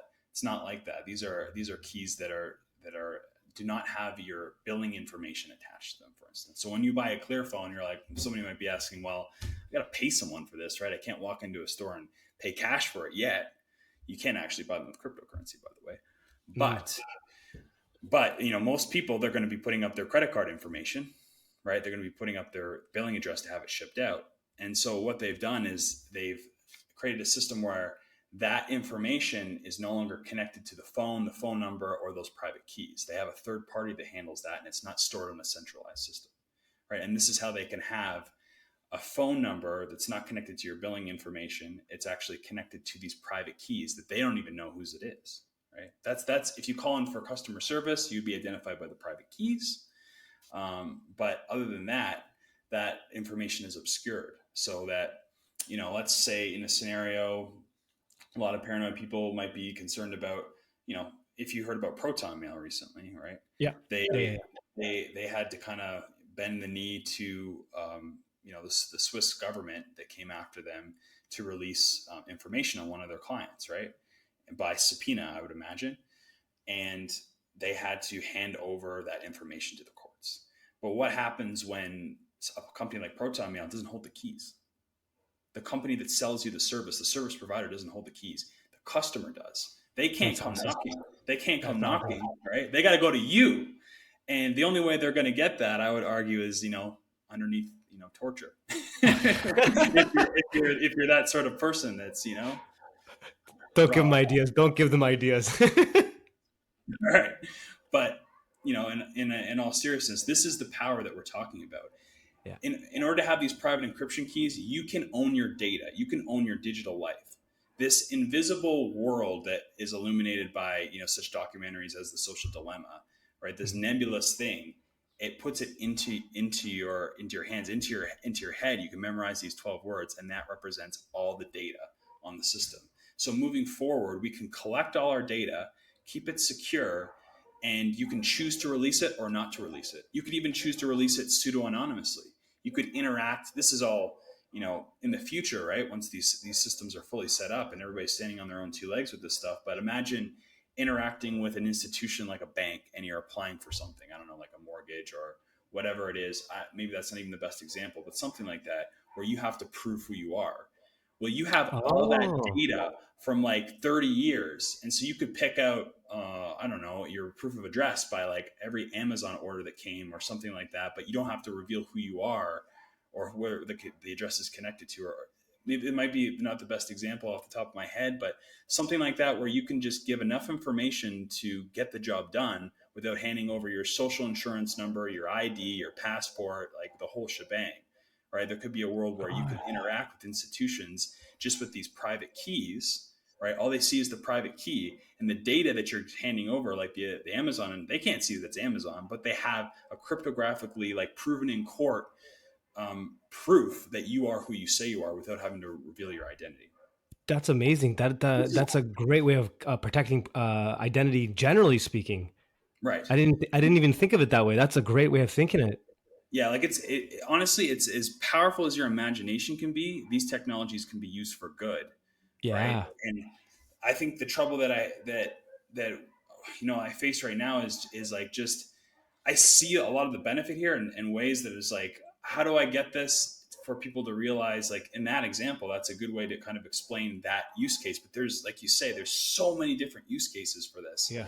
And this Absolutely. is why the clearphone is different because they have a phone that works, it's great, it's private, but they have this decentralized ecosystem that they're going to integrate all these different ways to work under their private encryption, right? All these Yeah, different because I even like some of the information you sent me, right down to like agriculture and medicine, all being decentralized within yeah. this ecosystem. My God, when I saw that, I was like, "Oh, that's exciting!" It reminds me of a cooler version of decentralized land. You know, the token. Right, right. Yeah, yeah, yeah, But yeah. except you guys are doing it for something practical. You know what I mean? Right. Like instead of selling a digital house for $5 million, I can actually Yeah. do something with Yeah. my You can life. you can tokenize, property or property rights, for sure. Yes, yeah, It's totally doable. amazing. Um, what else was I gonna say? Oh my god. Imagine passwords. Okay, this is a huge problem that the internet needs to solve. Is passwords. Yeah, Is like yeah, we've outsourced all of our authentication to third parties. Like when you go to Spotify, for instance, or they'll be like, oh, you can sign in with your Facebook, right? yeah, Or like this, you are proving you're you because you have to go to Facebook and then they confirm that with Facebook, all that information, right? But yeah, Facebook has this huge list of information that can be compromised because when they go down or they get hacked, then all that information is compromised because you outsourced it to them. I apologize. mhm. There's a Mexican band marching in the street right now, but that No happens problem, no sometimes. problem. So we got some background music to accompany us. That's awesome that that even happens. I know it's great. It's so there's so many cool things like that that happen here that you just take Oh, for granted. I miss But live music. Sorry. I know. So we've outsourced the authentication to all these big companies, right, to Yeah, prove who we are. What if you controlled that, right? That's very powerful. What if you controlled all the yeah, passwords, like yeah, all the passwords that people have to remember? Like most people, I would imagine I'm sure they don't really think that hard about making all these schematics for making passwords. You really, they even say you shouldn't even really know your passwords. Like they should be like stuff that you can't even think of, right? But then yeah. it's so good. Your password's so strong that who are you protecting? You're protecting yourself from you. Make a password so strong you can't even get into your own account, right? And you're trusting they know the password. You know the password. If you lose your password, you got to go to them and be like, "What's my password?" Right? Even Yeah, some of these password managers like LastPass, you have a master password. If you forget that, you got to go to them and they unlock it for you. So how safe is that? You're trusting that they're not going to be able to use your things or spy on your stuff, right? So this yeah. encryption technology, specifically the key management system that Clear is implementing, you're going to be able to log in to every website that you go to with a new password every time you go to it, Oh, okay, okay, okay. And it does right? it automatically? Does it automatically, Oh, that's brilliant. right? So you don't have to remember anything. They argue that the future is passwordless, Oh, I like that. right? And now how is this secured? By your private key, by those 12 words, that 12 word C phrase that memorizes that gigantically enormous, string of numbers and letters that you couldn't possibly remember. It's all secured under that private key through derived keys, through keys that you make off the master key. And you can automate this and then set it up so that so like a hacker can't let's say even in the centralized system, all your passwords are stored somewhere on XYZ website, right? It's only a Mm-hmm. matter of time before they get compromised. It's a honeypot, and everybody has your email, everybody has your password, and most people, they're reusing passwords all the time, right? There's a website that you can go to, I believe it's called You Got Pwned, and you can type in your email and you can see every time your accounts have been doxed or Oh, revealed really? I didn't know that. across the entire internet. So you can see all the passwords that have been you know hacked and then sold out to people, right? So this Mm. solves this problem. Solves two problems. Solves the problem of you having to outsource your authentication to these third-party unsavory tech companies, right, that Mm-hmm. know all your passwords and can data mine everything. And it also solves the problem of hackers being able to guess your passwords ever. There's no way. As long as the weakest link is you, as long as they don't have that master key that you keep safe, there's no way that you're getting your passwords. So I this really is like this. this is just another example. I can go down many rabbit holes of like useful things that everyday people can benefit from these decentralized technologies within the clear ecosystem. I really like it, and I want to definitely learn a lot more about this because it's got the utilities are endless. Like I'm just even listening to you explain everything. I'm thinking of like, oh, I could use it for this. I could use it for that. Yeah, Like as you're yeah, saying it, I'm like literally, oh, that would solve this problem and that problem. yeah. So how was this originally conceived? The idea, the gentleman that came up with the concept. What was his name again? Well, there's a handful of different people that have come together to create these technologies. Like if you think about it, they're combining all kinds of technologies in one spot to Yeah. connect to the phone, right? So it's the decentralized storage. I mean, there's other companies doing decentralized storage, but they're What I not mean, but connected. you guys, it's a whole, yeah, they do, but it seems like you guys are putting everything together, right down to like fitness and crypto wallets. I think I read something about agriculture and food. I mean, that's remarkable. Like I haven't seen Energy. that. Sorry? Yeah, and energy as well. I almost Energy. like speak See, about I that. haven't seen all that. I haven't seen someone put all of that together, and then like put it in a phone. You know what I mean? It's like that's pretty cool. That's pretty cool. So, how long has this project been going on? Like to develop this, you said Well, about 10 years. the phone side of things has been in development for a long time, but it was launched about a year and a half ago where we're putting phones in people's hands. Okay. But the network behind it has been built for about 10 or 11 years through the ClearShare network that's deployed, I think, like 400,000 different servers with their open source Linux operating system on it. Hmm. And the company worked with many big companies in the IT field for security. And this is where they built some of the architecture for the onboard security for the phone that's really unique. It's called gateway management. Hmm. It actually filters out the internet at the DNS level. So, in layman's terms, it filters out all the internet traffic coming in, all the internet traffic going out, right? And again, there's all kinds of use cases for this, but I'll like list a few. For instance, spyware. Maybe we've Hmm. heard of Edward Snowden, right? The whistleblower. He's been very vocal about the piece of spyware that has been installed in. I'm forgive me if I misquote the statistics. I think it's like 1 in 8 Android phones has the spyware on it. Hmm. It's as simple as clicking on like a WhatsApp, message, random WhatsApp message, and then it'll launch this executable that'll install spyware on your phone. And all of a sudden, somebody has access to your cameras, to your photos, to your pictures, or what have you, and they can lift that or kind of listen to you or watch you. Pegasus. Pegasus, that's it. Yeah. I Yeah. Yeah. couldn't Yeah. even put a second. Pegasus, right? So Yeah. this gateway management technology, let's say that you are the weakest link here, which you usually are, and you somehow get that installed on your phone. Hmm. It blocks the data transmission out, so nothing can get out. Get out of Recognize it. here. The only thing that can like really protect against these 0-day attacks and all these trojans and stuff like that, without you having to think about it, right? It's not an antivirus software. Let's not get this confused. Antivirus software Right. is not good.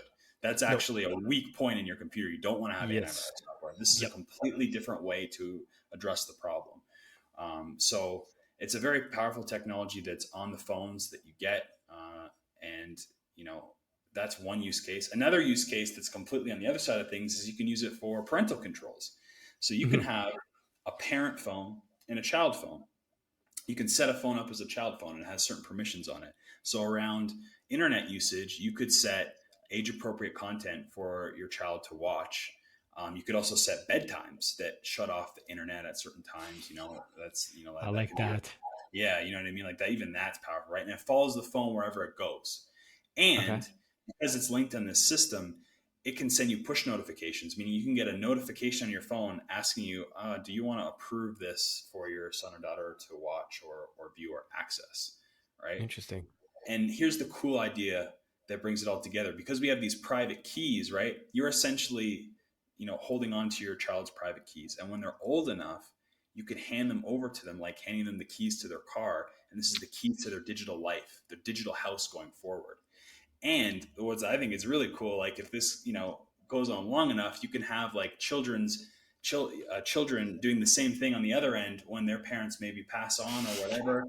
They Yeah. can take control of their keys, and all that data is like their digital life, and Oh, I love that. they can choose how to, like, you know, take care of that important, you know, information that they've gathered in all their life, right? I So it's love like that. the flip side of all this stuff we're worried about in the dystopian nightmare, where the, you know, the government or the institution is going to like control all your data for the end of time and use it for nefarious things like in the future.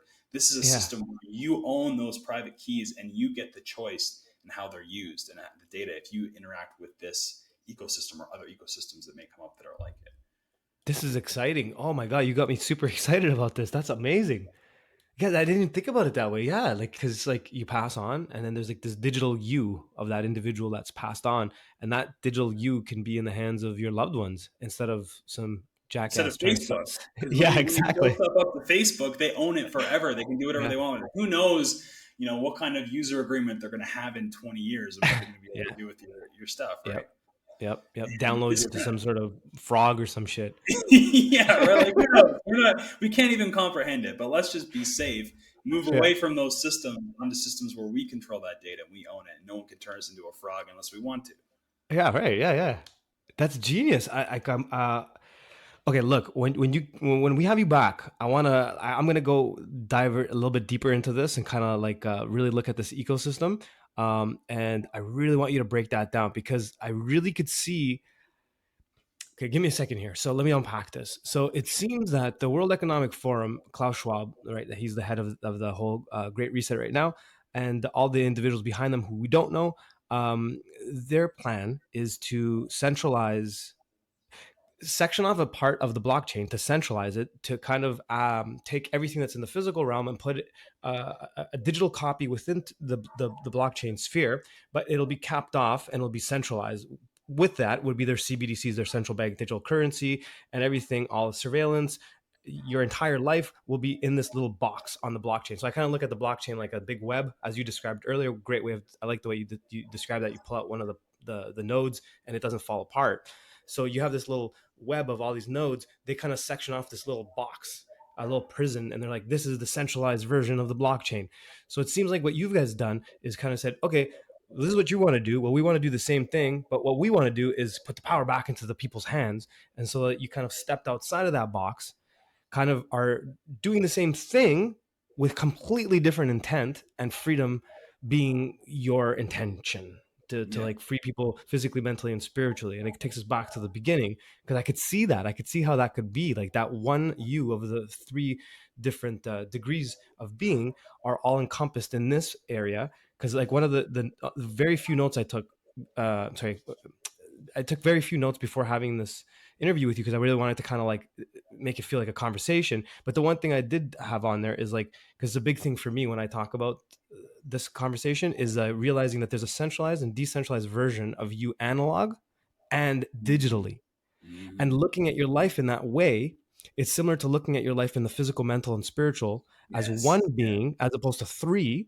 You know, it's one thing. But now we're experiencing this in our, dare I call it, the physical realm. Now the physical realm is branching off into the digital realm. Yeah. And what it seems that you guys are doing here is kind of really putting back the freedom into. I'm really excited by this whole concept. This is amazing. It's bigger than I thought. Like, even going into this conversation, I was like, this is big. Leaving the conversation, I'm like, this is bigger than I realized. And I guess the sky's the limit here. Yeah, it really is. And I totally love how you connected that all together, like from what we were talking about earlier, where you have the, the metaphysical stuff and the physical stuff, and it's all one. Well, Mhm. it's all one. It is Yeah. all one. It's Yes. the same thing, Yes. right? Oh, it's only this way you're owning it and not, um, outsourcing it again. It all comes back to outsourcing our Yeah. power and thinking Yeah. that our power was without us. No, it's ours. We own all of Yeah. that, right? It's whether That's we right. give it away or not, right? That's right. And this is an opportunity for you to not give it away anymore and stop participating, and then go into a new model that's being built where there, for instance, the Clear company it's just a service provider that's providing a system where it's serving you, and you're being able to have your own data and to be able to secure that like you should. Like, Yeah. why should anybody own anything? Why should Yeah. anybody else own your data? It's like somebody Yeah. else owning a physical part, like somebody else trying to patent your finger or something, like Right. your physical finger, like not your Right. fingerprint or anything like that, but like your hand itself. Like somebody Yes. could come along and be like, I own your hand now, or you could It sell your seems we're going hands. that way. You know what I mean? It's Yeah. like, no, it doesn't make sense. Like, you can't sell No. your hand. Like, it's just the only way that would be true is somebody convinced you, right? Just Yes. like See, somebody could convince you that you don't have a connection to the infinite or the divine or something. It's always there. absolutely. Because to me, what's happening right now in the world, and I mentioned this in the very first episode we did with David Whitehead when we were talking about the situation that we're faced with the scamdemic.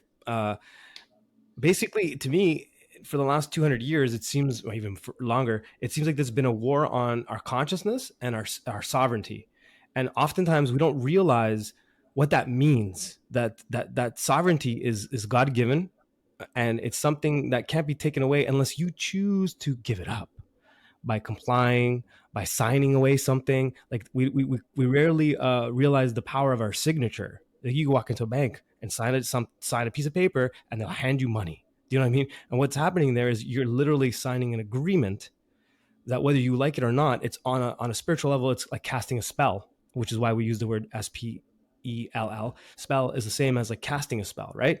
And I really like this concept because it kind of reverses all of that, and it kind of gives us our not an okay to feel sovereign, but an okay to protect our sovereignty. Like, Yeah. what you're describing here is you're allowing me as a customer to protect my sovereignty above all Yeah. things, and then on top of that, my attention and my awareness I control, which is how my consciousness interacts with things through awareness and all that stuff. This is putting that power back into the individual, even on a spiritual level. And I Yeah. really like how you're tying all aspects of life into this whole concept. I mean, it's pretty cool. It's Yeah. really, really cool. Like, how far have you guys come as a company? Like, how many phones are out there? If you have any idea what those numbers look Well, like? yeah, I mean, it's really popping off now because they just had, I guess almost an official launch. They had a summit that was in September, so there's a lot of awareness now. They're kind of promoting it more, reaching out to different like freedom groups and stuff like that. Whereas before they were just, making sure everything's good before they really, you know what I mean? Like, they have to, the one thing is it's got to be, their three things are, security, ease of use, Yeah, like that all has to be there before they want to launch anything, right? So of course. now we're starting to see people start to become really aware of this stuff. And like you say, like most people will say, okay, it's a privacy phone, they got storage, but like, trust me, there's so much more coming with this. It's just as far as the imagination that you can create. So I'm sorry, I don't remember your original, what was the original question? Oh, how many phones are out there? Yeah, They yeah, have yeah. phones.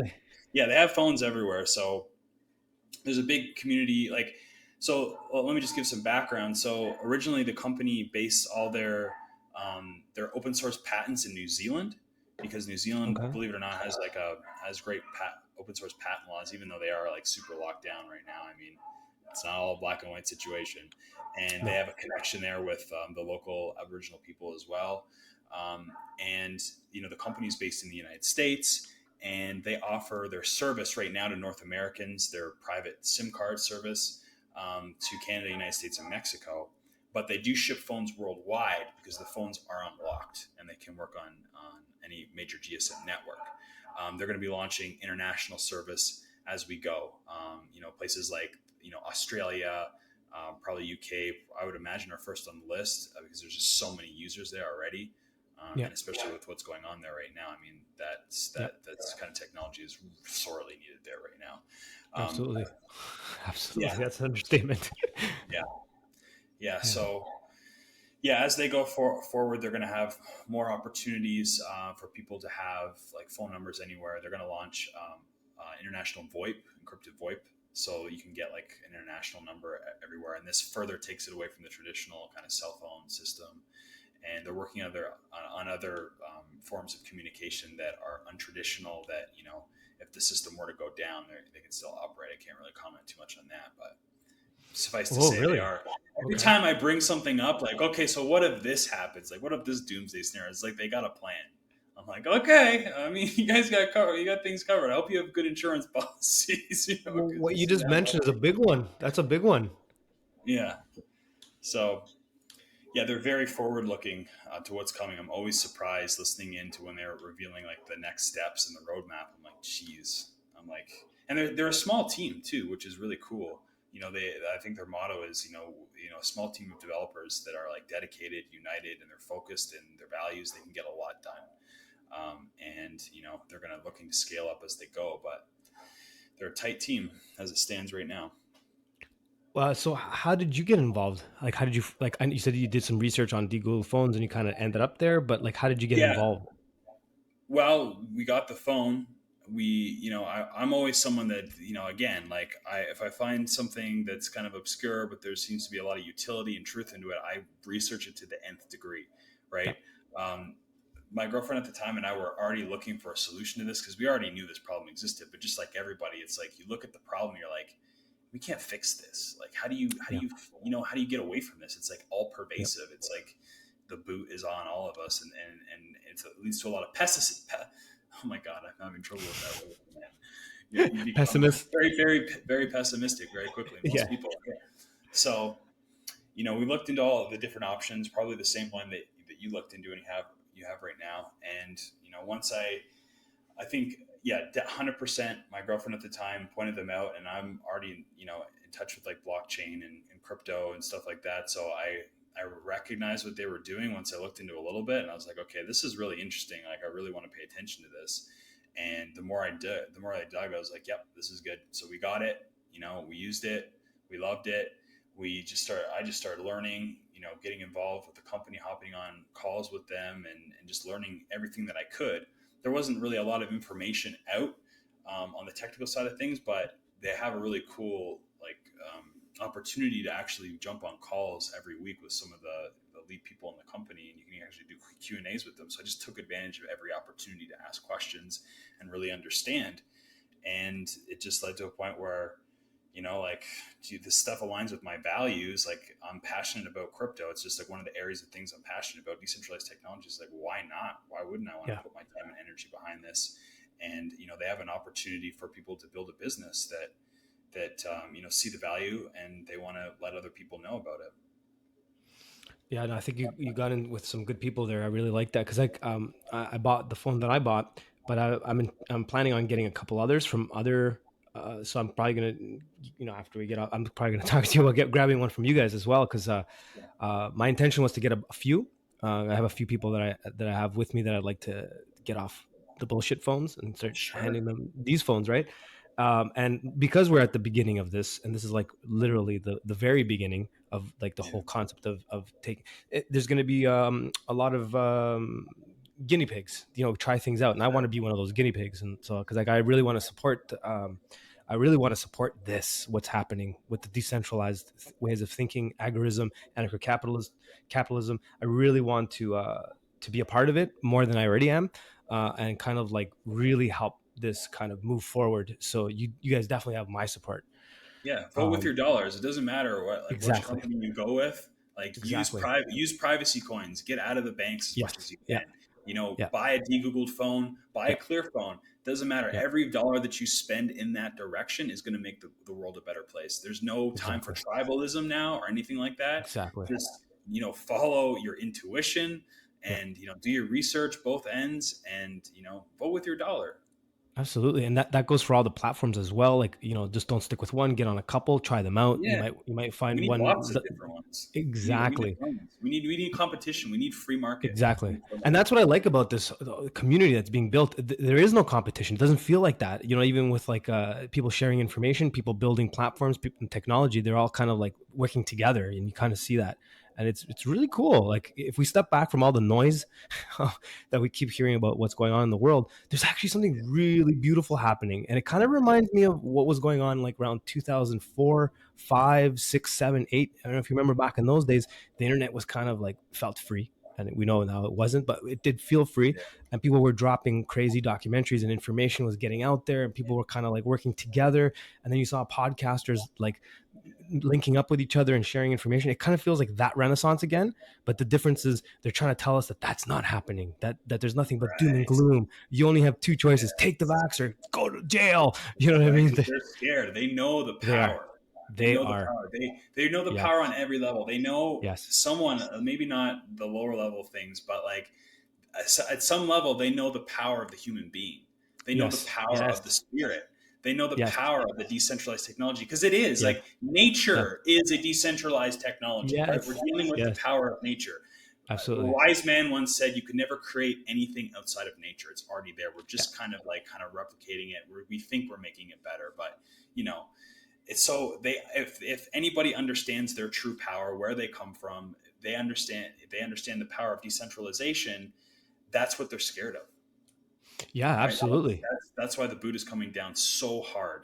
It And is. the problem that they face is the harder it comes down, the quicker it comes down, the more people wake up. And we're Yeah. seeing And more people wake up than ever before. truly, and then here in Toronto, Canada, for those that don't know where I'm at, I started seeing a big shift around like the people that are like completely hypnotized and brainwashed when they heard of the third shot, like the third booster coming. Because I was like the asshole that was telling them back in like February, March. I was like, "There's going to be more. This isn't just two. Like that's not how this works. Like, you know what I mean?" And then as soon as they heard the third, I was the first guy they called. They're like, "You remember when you said that?" I'm like, "Yeah." They're like, "It's happening." I'm like, "I know."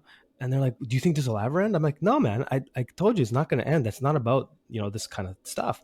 And they're panicking. It really feels like the elite. I mean, right now here in Toronto, it kind of feels like they're winning to some degree to most people that don't really see the bigger picture. But in reality, it just feels like when you see the two guys fighting in the street and the one guy's losing, he takes his shirt off and goes "Rah!" and he runs at the other dude.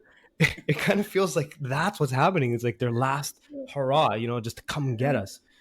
yeah, And so like that's why this conversation is utmost importance, because it's a solution based way of thinking, where you're not just sitting around going, "I'm just a victim, look at me, we're all screwed, blah, blah, the NW, like the new world order is coming for me." No, man, act, do something. Like it may not feel like you're in a war, but you kind of are in a war. I mean, not kind of, you are in a war. It's a cold war. It's a bizarre little way that it's going, and this is how you fight back. You don't fight back with your fist, you fight back with your dollars, as you said.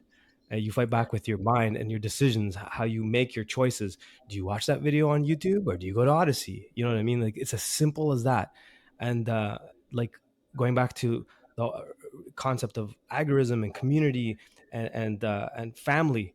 That like someone asked me, well, you know what, you weren't saying much like online or this and that. You've been in this for 20 years. Why weren't you doing this last year? I'm like, because last year what I did is I spent time in building up my family again. I started to realize the one thing they took away from us that we kind of took for granted was the concept and idea of family, God and family. You know what I mean? They took that out of our hands, and all of a sudden we started giving up our who raises your kids, television, school, all this horse shit. So all last year when it outsourced. They outsourced all outsourced, everything we just done. that's exactly why I brought it up. So I'm trying to like decentralize that, and I spent last year kind of collecting a group of 20 to 30 people, like friends and family that I knew, and I started working on them. Like, not like I was working on them, like teaching them, but Oh they were yeah, like, they would come to me and they'd be like, "Remember a couple of years ago you would tell me this crazy shit, and like remember you were talking about the Federal Reserve, remember all this?" I was like, "Yeah, I remember that." He's like, "Okay, that shit's happening. What are we gonna do? What are we gonna do?" So all of a sudden I had this audience like of groups of people around me asking me questions based on the stuff that they were laughing at me. And I'm like, "Look, let's start simple. They're like, okay, how? Come over for dinner on Saturday. They're like, how's that going to help? I'm like, well, we're going to sit down across the table with each other. What better way to not comply, but to have dinner with each other? Like that was illegal when I did it here. Supposedly it was illegal.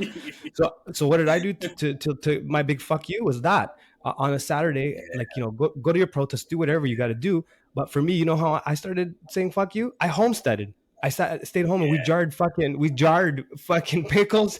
We made tomato sauce. And someone's like, they're like, how's that? How's that like a protest? I'm like, that's the biggest protest. You want a jar of tomato sauce? Here, take it for free.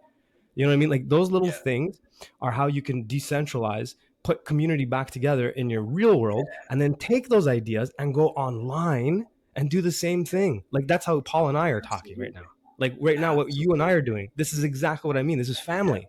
we're planting seeds, right? Yes. And some people might laugh at the seeds, but it's pretty hard when it grows into that oak tree, right? It's Yes. undeniable, and that's exactly what I imagine it did for you. You have an oak tree right now, Yeah, right? It I looked kind do. of silly at It first, did. but to them, but now, man, it's It abundance. it really is because I'm looking back at this group, and man, you should have heard the crazy shit they're like, you're nuts, fuck that, it's not gonna happen. Like last year we're talking about, and now the same individuals we're sitting around a table together trying to figure out life for the next 10 years. You know what I'm saying? It's like this is a beautiful thing. Like people that were arguing are now like trying to figure things out. I look across the table, two people that were arguing last week are jarring tomato sauce together, and I'm like, this is beautiful, man. This is Let's beautiful. go. Anyways, sorry, I totally went off on a tangent there. No, no, that's beautiful. That's beautiful. That's Well, because it awesome. was something that I had on my mind earlier today. I'm like, okay, Paul, how is it that we're gonna talk? Like, this is such a strange world. I met this guy like 3 years ago. We clicked, and now we're gonna do this. It's kind of interesting. And I was just thinking it through and going, no, that's what humanity is about. Like, this is it. Yep. Like, this is Yep. how we do it. Like, this is what under they're under afraid of. these circumstances, right? They're just making Yeah, these great connections happen, right? And you have to exactly, give like, thank you, I'm grateful, because exactly. these connections can happen. I've had so many great connections, and people come together like like even for where I am right now. Before it's kind of daunting to think like people that you did a great job of bringing people into your circle and making that planting the seed so that everybody's on the same wavelength now. But like before, like 10 years ago, it's kind of hard to find like-minded people for some Yeah, of these things in your it area. is. It's always they're always well, there's someone over here in LA, or there's someone here in UK, and this person's over there. Where we got connected by the internet, but as far as having people in person, it's like right now in Mexico, it seems like all these people are coming from all over the earth that are being, you know, their rights are being trampled, their freedoms are being taken away, or they've given them away, or however you want to characterize it. But we're all kind of coming together.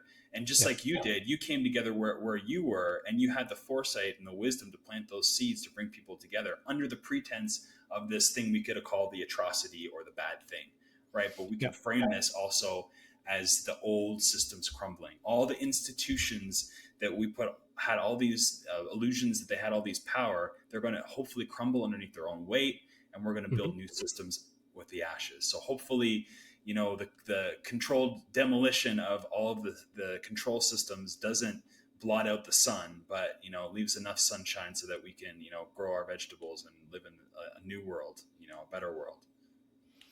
Man, I think that's a great place to leave this conversation. Like that's a great way of summing it up. I like how you put that. That's a good way of seeing it.